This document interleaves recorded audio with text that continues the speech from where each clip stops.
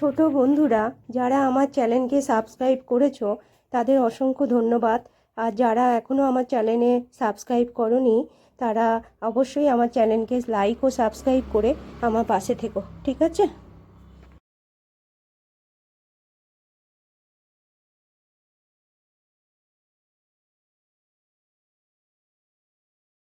এই বিজ্ঞান বইয়ের এই 59 পাতার যে স্থানীয় প্রাণী হারিয়ে যাওয়া এই পাতা সম্পর্কে আছে, তোমাদের আমি পড়ে শোনাচ্ছি। ছোটো বন্ধুরা, তোমরা নিশ্চয়ই ভালো আছো, তোমাদের পরীক্ষাও ভালো নিশ্চয়ই হয়েছে।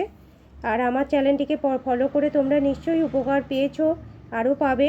যে প্রশ্নগুলো তোমাদের একান্তই আসার খুব সম্ভাবনা, যেগুলো তোমাদের খুব ইম্পর্টেন্ট যে চ্যাপ্টারগুলো থেকে পরীক্ষায় আসে ক্লাস 5-এ, আমি কিন্তু সেইগুলোই তোমার সব ধরে ধরে এক একটা করে বুঝিয়ে দিচ্ছি চ্যাপ্টার ওয়াইজ, এবং তার প্রশ্ন উত্তরও করে দিচ্ছি, ঠিক আছে? তোমরা নিশ্চয়ই আমার চ্যানেলটিকে ফলো করে উপকার পাচ্ছ। হ্যাঁ, দেখো কি আছে, যে 59 পাতায় বা 60 পাতায় যে পড়াটা আছে, দেখো তোমাদের এই যে 60 পাতা কি পড়া আছে, যেটা মেন পড়া আছে সেটা হলো যে জীবজন্তু কমে যাচ্ছে কেন, কেন হারিয়ে যাচ্ছে, এটা তো মেন পড়া বলেছে যে আমাদের হারিয়ে যাচ্ছে কেন। শকুন মরা জন্তুর মাংস খায়, তাই তো? আমরা এখন জানি যে শকুন যারা আছে তারা মরা জন্তুর কি খায় না মাংস খায়। তা শকুন মরা জন্তুর কি খায় না মাংস খায়, যার পরিবেশ দুর্গন্ধ হয় না যার জন্য, তাই তো? যেসব প্রাণী আছে তাদের মাংস খাওয়ার ফলে, হ্যাঁ, শকুনরা যেহেতু মরা জন্তুর মাংস খায় তাই পরিবেশে দুর্গন্ধ থাকে না।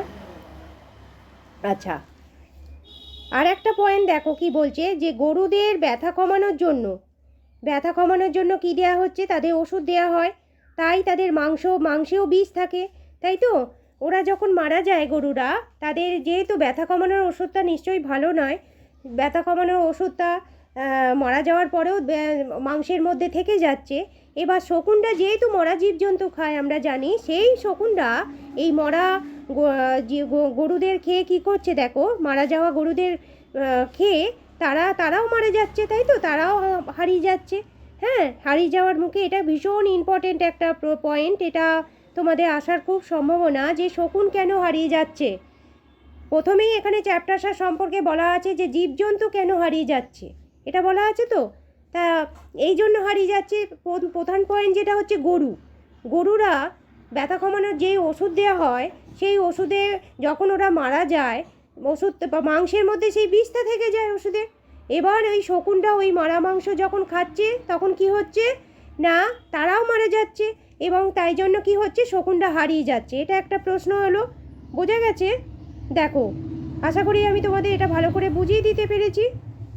হ্যাঁ, তারপরে দেখো, আগে মানে গাছ যেগুলো আগে দেখা যেত, এখন সেই গাছ আর কি গাছ দেখা যায় না, ঠিক আছে?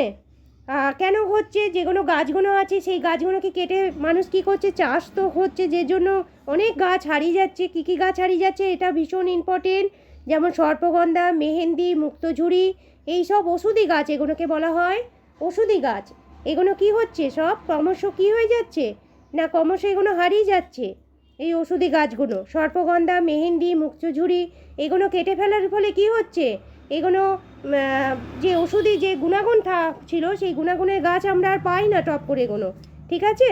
মানুষ চাষবাস করছে বলে বাড়িঘর করছে, হ্যাঁ, বিভিন্ন জায়গায় বাড়ি হচ্ছে, তাই এই জঙ্গল কেটে ফেলার ফলে এই গাছগুলোও হারিয়ে যাচ্ছে।